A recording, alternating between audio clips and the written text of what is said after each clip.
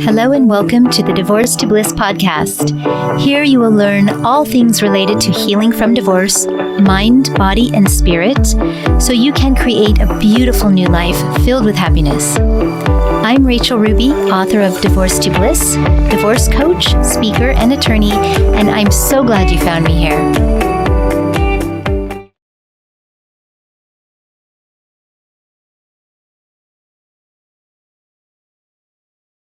Hello and welcome to the Sex After Divorce series of the Divorce to Bliss podcast.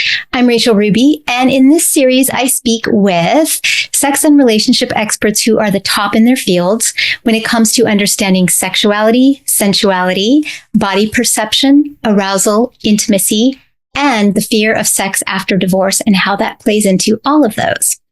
We will dive into issues that help both men and women understand their bodies better, so they can get excited about future intimate relationships and have happy sex lives after healing from divorce. Today, we are going to be talking specifically about men and sex after divorce. And my guest is Kevin Anthony. Kevin is a certified sexologist, Tantra Counselor, NLP Practitioner, and a sex, love, and relationship coach.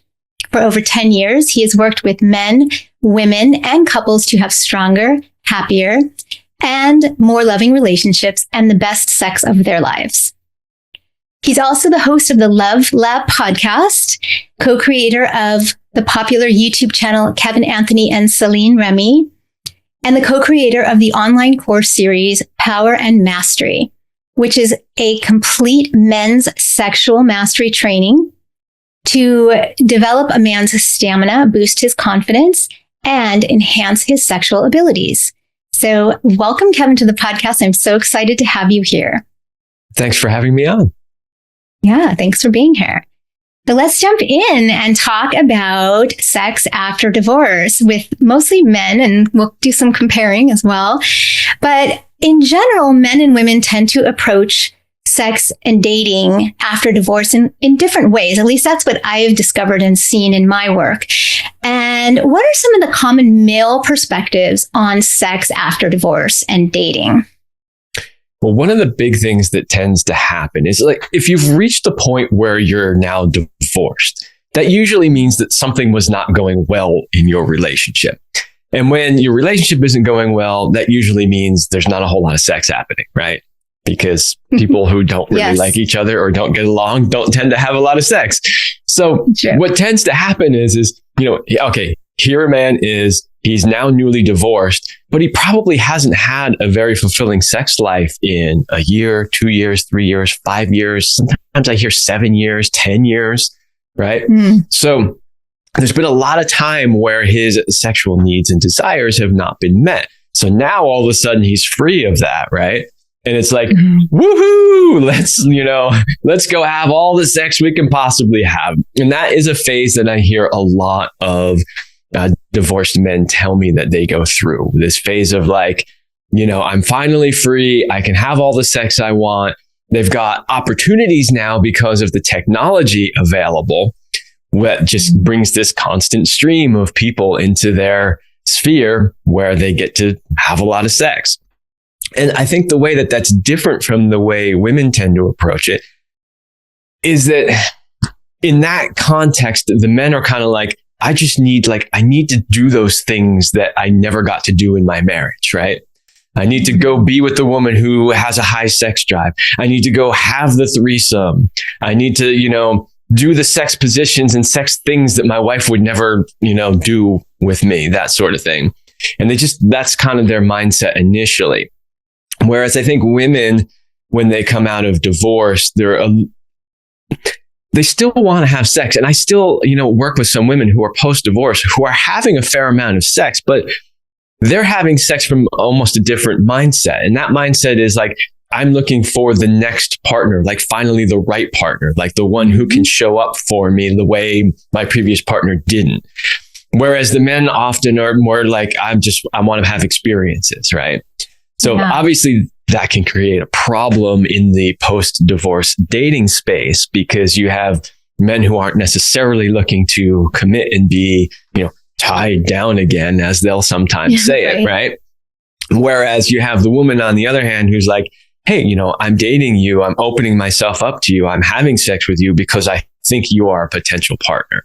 And so there can be a disconnect there in the way the two of them are approaching sex after divorce. What I see is a lot of times at the time of divorce, a lot of men, especially older men, in the gray divorces, 50 and above, let's say, will kind of jump right into sex, like you kind of mentioned, right after divorce, and they'll just run out there. It's like you said, the floodgates are open. Let's go have sex. Let's go do all the things that I didn't get to do in my marriage for the last however long. A lot of women just, I think, step back and take a pause and say, okay, I want to figure some things out, maybe start healing, put me first. And there are, of course, are women who want to, also explore.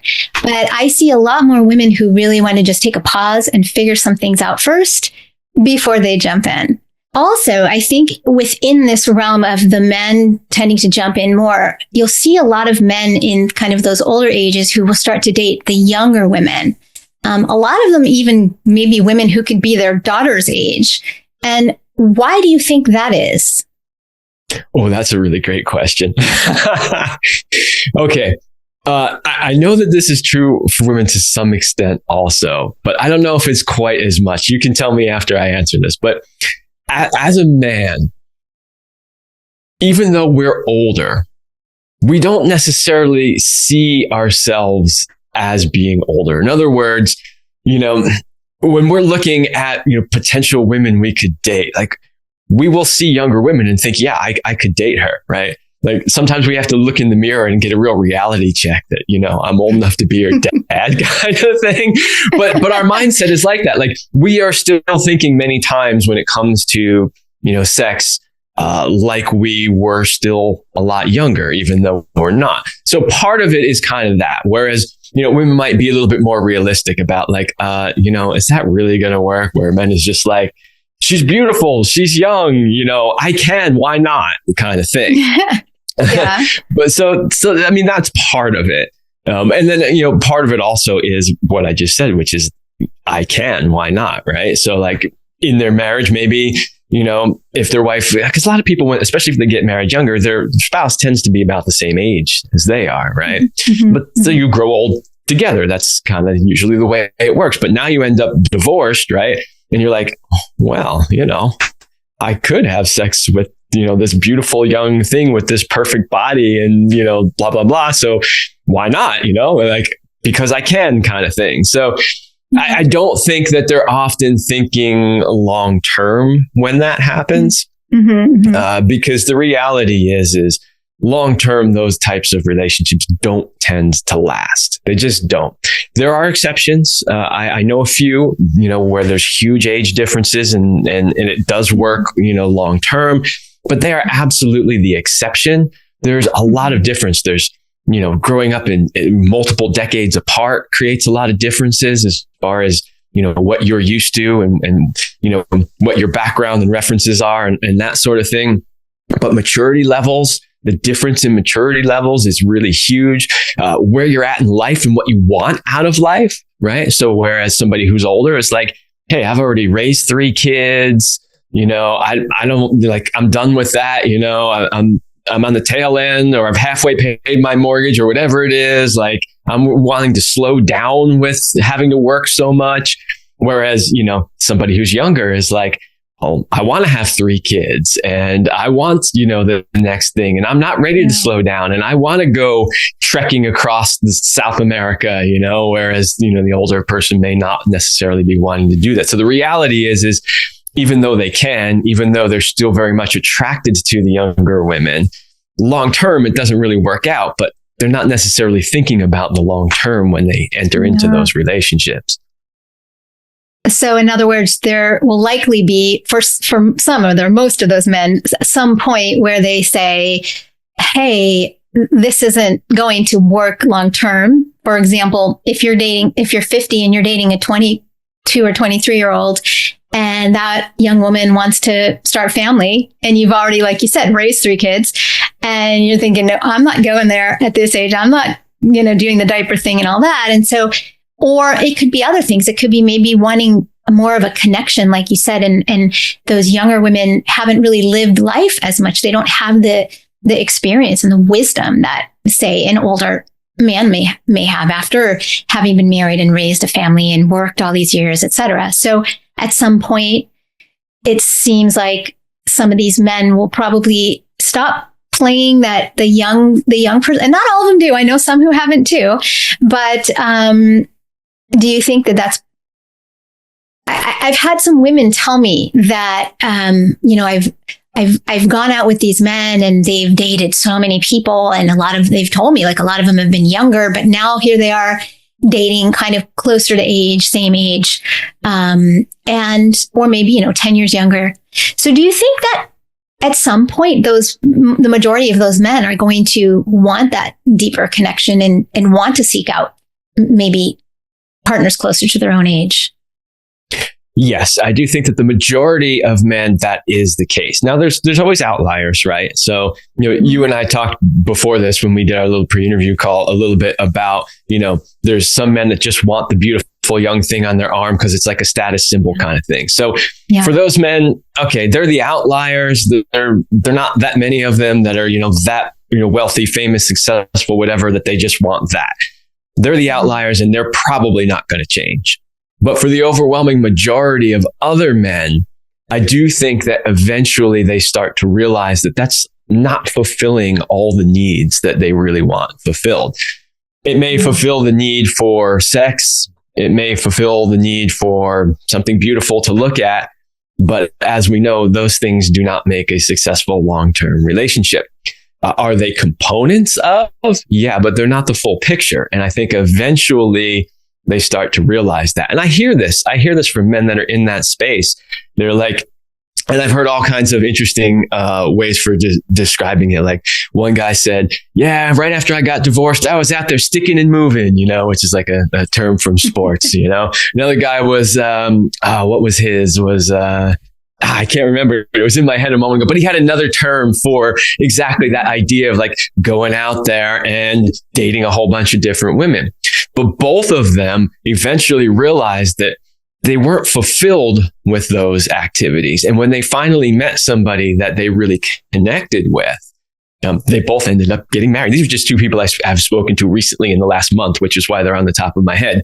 But both of them eventually, when they found the right woman, they ended up getting married again. And this woman was not the young thing. She wasn't the play thing, right? She wasn't just the, let's go out on a few dates and have some fun. So one of them, I really had to commend him because I've never met his significant other, but when he describes who she is, I thought, wow, you really found yourself a quality woman. And so he was right in the middle of the stick and move, and I was like, thank God you came to your senses and held on to her when you found her. Yeah. That's interesting. Yeah. I'm thinking about men who are high quality men and, have some wealth. When they're going out here to date, what are they afraid of? Is that a true fear? And then what are some other fears they might have? Oh, just about dating in general. Yeah. Yeah. Yeah. That's definitely a fear because, you've heard this joked about in a million comedy routines, over the decades. Half, she wants half, right? Like a lot of these men post-divorce are literally traumatized by the fact that they lost half of their wealth. Yeah. Right. And now, especially if they were very wealthy and they had to give up large chunks of it, they are absolutely in fear of that happening again.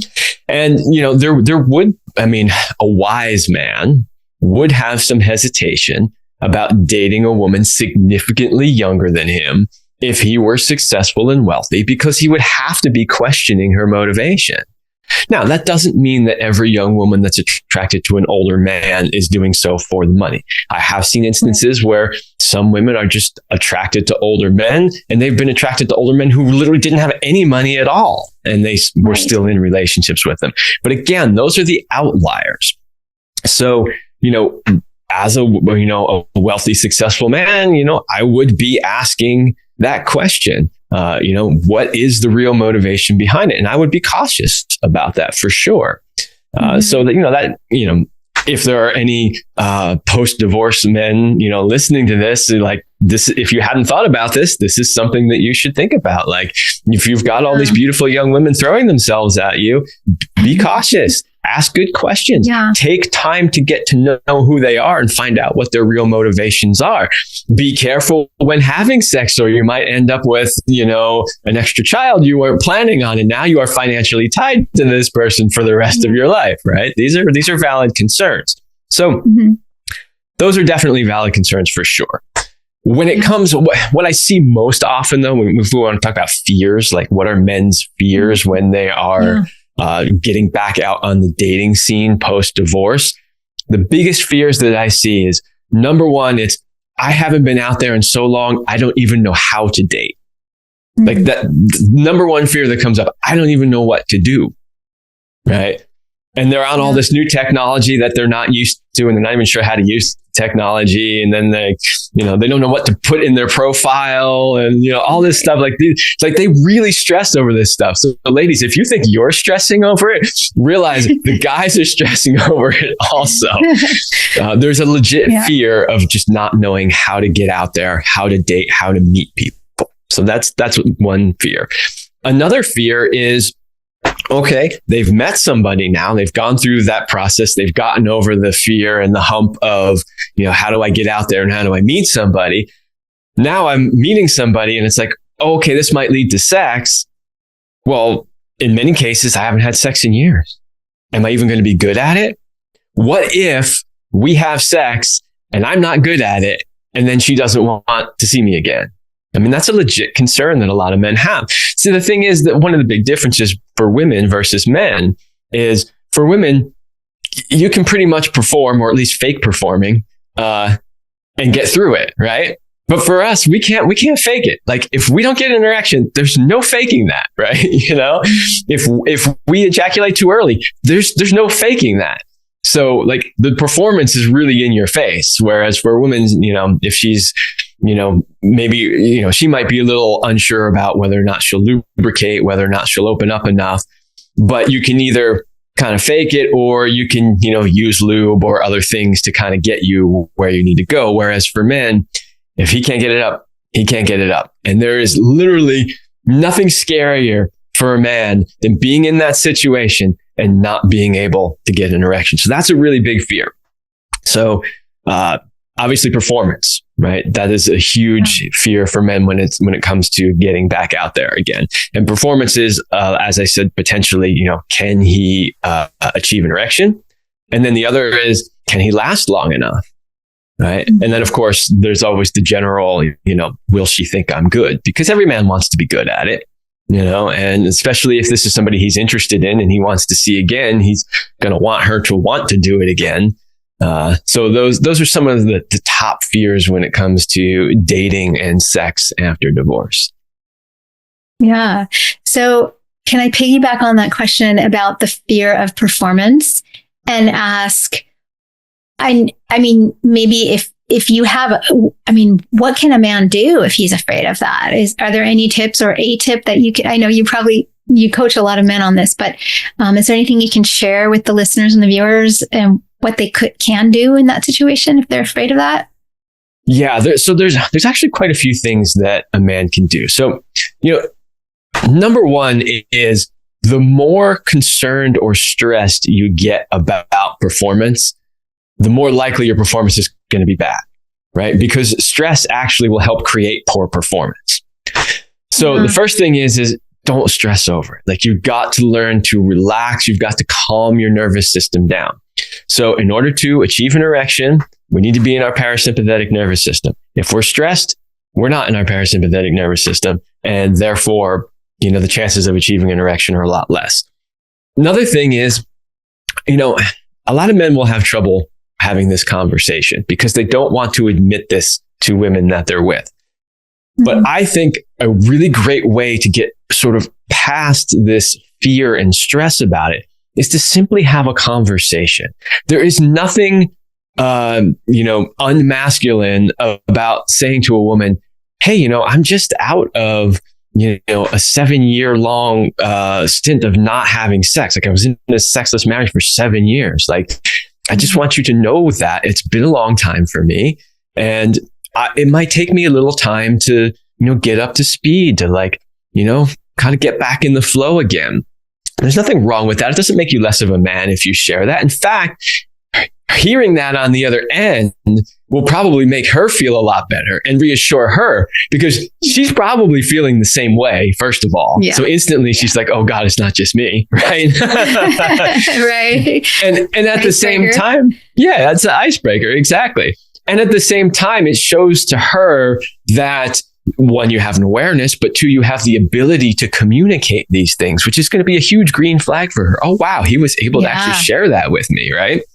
And what it really does is emotional maturity. Yes. And what it really does is, what we want to see, guys. Yeah, it takes the pressure off. That's the whole goal of that. Right. And there's nothing worse. Like if you have that fear and you don't share it and then you don't perform well, right? Now you're left with like, what do I do? What do I say? How do I explain this? What is she thinking? Right. Whereas in the beginning, if you're just like, hey, it's been a while, I don't even know how this works anymore, but I like you. I love you, whatever it is, wherever you're at in that point. And I want to have this experience with you. And let's just see where it goes. You instantly take that pressure out of the situation. When you remove the pressure, suddenly things rise to the occasion, right? One of the things that, this is something that my wife, before we were together, because she was actually with a man significantly older than her prior to us being together. And when they first got together, this is something I actually learned from them was this idea, because this is exactly what he said to her. It's been a while and I'm not really sure how it works. And he said, I want to ask you for one thing. And she's like, okay, what? He's like, just give me a few times. Right. Mm-hmm. So can you agree that, we'll make love a few times before you decide whether or not this works for you? Right. Because that took the pressure off, and that gave him the ability to be like, oh, okay, I don't have to perform immediately on day one and show that I'm some super stud. Like, I let her know, she understands, we have some time to co-create it together. Yeah. I love that response. And it's such a breath of fresh air, I think, because for women on the other end of that, because like you said, women have fears too, right? And the fact that the man is communicating, that he's showing emotional maturity. I mean, these are things that women want to see, especially coming out of divorce, because a lot of them haven't seen that side of a man maybe for a while, right? So, or ever. I think that's or ever. Thank you. I was trying to be nice there, but I appreciate that. And that was one of my number one things that I needed to find in a partner, that I wanted to find. If I ever found that partner, one of my number one qualities was someone who was emotionally mature, someone who could talk to me, and I think sometimes when the men, like we talked about, run out and start, having sex with a lot of women, dating a lot of women, that might get lost. I mean, they may be emotionally mature, but that might get lost because they're having so much fun and this and that. And so it kind of brings me to my next question. What advice would you give a woman after divorce who is ready to start dating and having sex and have sex, and wants to find that high quality man? Well, the first piece of advice is to really be discerning.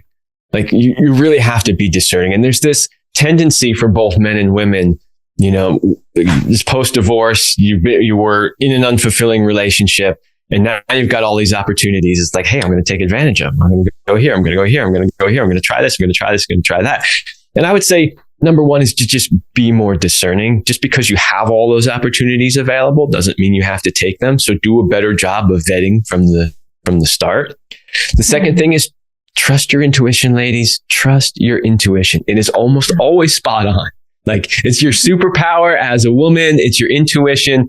Trust it. If something's telling you this isn't right, trust it and go with it. Those are probably the two top things. And then the next one is you don't have to rush into sex, even if there's potential pressure there. If you're not sure if this guy is that quality guy yet, you don't have to have sex yet. And if he is that quality guy, he'll understand that and he'll be okay. If he's constantly pushing, then he's probably not that quality guy.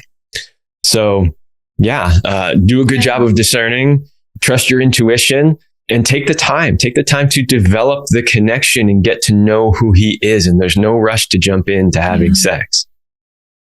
Great advice. Great advice. And I fully 100% support the idea of figuring out what you want and who you are as this new, person who's not part of the we relationship anymore, because that I think is the most important. And, I do advise the majority of my clients, unless they're, a few of them are just with it. They know what they want. They blah, blah, blah. They want to go out and have fun, have sex. They're not looking for that long-term partner yet. Many of them find that long-term partner.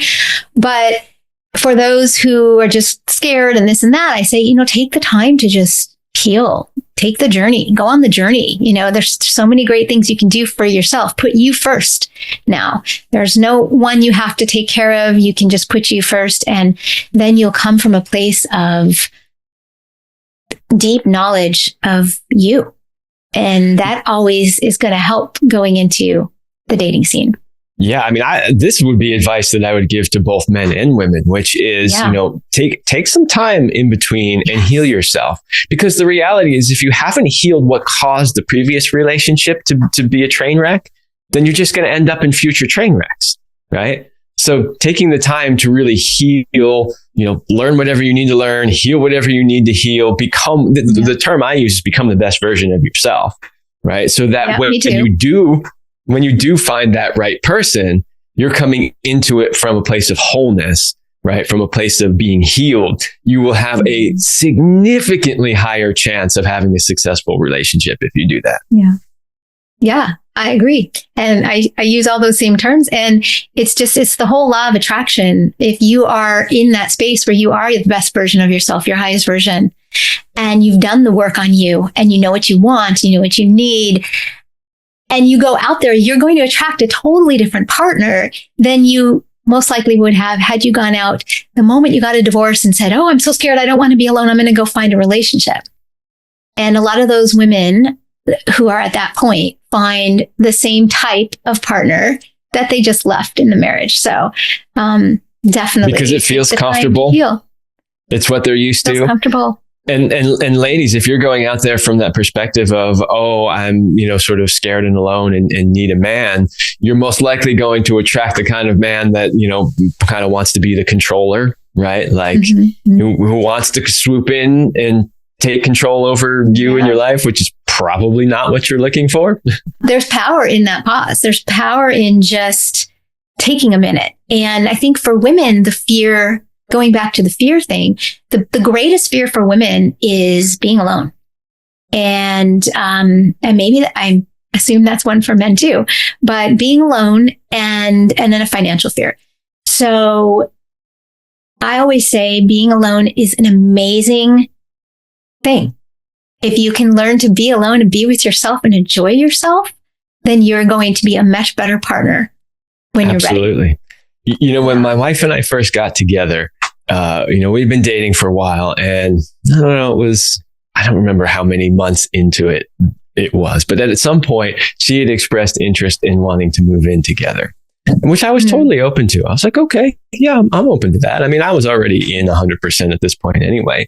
And then at a certain point in the conversation, she just had casually mentioned to me that she had never lived alone in her entire life. And I was like, wait, what?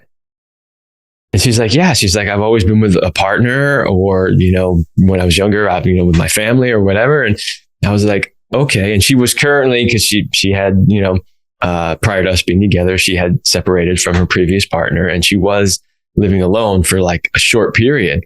And I said, okay, I really want to move in with you, but you need to have this experience first. You need to know what it's like to be on your own and take care of yourself. I'm here. I'm not going anywhere. We're still dating, right? But you need to have this experience first, because what I don't want is 10 years into our relationship, you being like, I've never really been on my own and done my own thing. And, I'm like, you need to do that now, right? And then we'll move in together. And so she did. The joke of it was, she made it about 8 months. And then after about 8 months, she's like, okay, that's it. I'm done. I'm done being on my own. Right. But and that's so good. Yeah. Yeah. And so the joke of it is, she used to always call it the great year she lived by herself. And I'm like, 8 months. She's like, no, it was a year. Yeah. But I love that you supported that. And that's so important. And it's so funny that you told that story, because when I left my marriage, I had never lived on my own. I had roommates all through college and, and grad school. In grad school, I moved in with my former spouse. But I always wanted to have my own place. When I was younger, like even in my 20s, wouldn't that be cool if I didn't have roommates and I could just have my own place and quiet? And when I left my marriage, I bought a new house and it was all mine. And I'm still here. It's just, I loved that time I had being alone. And it, for me, was just so wonderful. And I learned so much about myself, and it was so grounding and calming for me to just do whatever I wanted. But the big thing is, if you're coming into a relationship from that place of fear, that place of like, I don't want to be alone. How am I going to take care of myself? How am I going to earn enough money? You're not likely to really make the best decision that you could make, because at least part of that decision is going to be made out of fear. If you take the time, the pause, right? The great year she lived by herself, whatever it is, and prove to yourself that you can do it on your own, right? Now you're not going out there seeking somebody to do it for you, and you're entering into whatever relationship you enter into from a much healthier place. Yes. Love that. Well said. Wow. So much great content. I don't know if there's anything else you want to mention about post-divorce, healing, sex, anything else. You've covered so many bases. So we're speaking primarily to women, right? Is that our main audience here? No, I think kind of both. I think this is a great podcast for women to listen to and see how men are thinking, feeling after. But okay, sure, throw out what you want to throw out there. Well, I say that just because there is some advice that I often give to men who are post divorce and in this exact situation that we're talking about. So I just didn't want to be giving information that wasn't relevant to our audience. But if I were speaking. Okay. If I were speaking to a man, right, and he's like, I'm just newly divorced and I want to go out and have a bunch of sex and, do all of that. I say, okay, that's okay. You can do that. You can get that out of your system, but you have to do it in a way that has integrity, right? So if you're post-divorce and that's the space you're in, and the same thing goes for women, because sometimes there are women who are in that same position as well. They're just like, I just want to go play around. I say, go to the dating sites where people are just looking for hookups, right? They're out there. We all know what they are, right? There are people who are just like, that's what I'm looking for, not looking for any commitment. Be upfront right from the beginning that, hey, I'm just out of a divorce. I'm not looking to get into another relationship, but I'm happy to, date and play and have sex and whatever. You got to just do it ethically. And the problem that I see in the post-divorce dating space is that a lot of people are thinking that way and feeling that way, but they never share that. And this is where people get hurt over and over and over again. They're already hurt from their divorce. Now they're getting hurt from the dating scene, and it's just not good. There's no needs to cause any more carnage along the way. If you know where you're at, and this comes back to what you were saying with the pause, taking the time to get to know exactly what it is that you want. If you know what you want, you know that, hey, what I need right now is just, some people to hang out with and have sex with, then be 100% honest with yourself and with the people that you're dating. That way, nobody gets hurt. And then when you're ready, you're ready to find that woman, then go in that direction. So that's something that I see people just aren't really doing out there. They're not being really clear about what it is they're looking for when they get back out on the dating scene. The other thing I would share for men is, again, that performance anxiety is a huge piece. It's something that, I hear from just about every single, not just even post-divorce, but, widowers like myself, or just people who aren't in significant relationships and are older. This is something that really weighs on their mind. I gave some, tips about, having conversations ahead of time and, lowering stress levels and all that. But there's also other things that you can do too. A lot of men have poor masturbation habits that have actually taught them to be premature ejaculators, and in some extreme cases can actually cause erectile dysfunction. So, changing those behaviors, learning better practices, right? And there's a practice that I teach in coaching men that I call the mindful masturbation practice, which actually repatterns those habits and teaches you healthy ways to do it that will actually improve your performance rather than detracting from your performance. And then I would also say, get help, get coaches for stuff like that. Hire me. You can have somebody help you get your sex life back on track. You can have somebody help you write an online dating profile. You can, there's people out there that will help you with anything you need. You don't have to go it alone. You don't have to try to recreate the wheel. There's people out there. If you're unsure, you're hesitant, you don't even know what you need or want, just get the help that you need. Yeah. Great advice. Wow. So much great advice. Thank you so much for being here. And I am going to put all the links where you can reach Kevin up on the screen for those who are watching the podcast. And for those who are listening, they will be in the show notes. And of course, you can always reach out to me if you need to contact or to get Kevin's contact information. So thank you so much. It's been wonderful. It's a lot of fun. And thank you for all of your wisdom. Oh, you're welcome. Thanks for having me on. I love talking about these things. And I know how challenging this period of life can be for people. So it makes me happy just to be able to help them in some way. Yeah, and you do. You have a fabulous podcast. So everyone should definitely check that out. And thanks again. I really enjoyed having you on.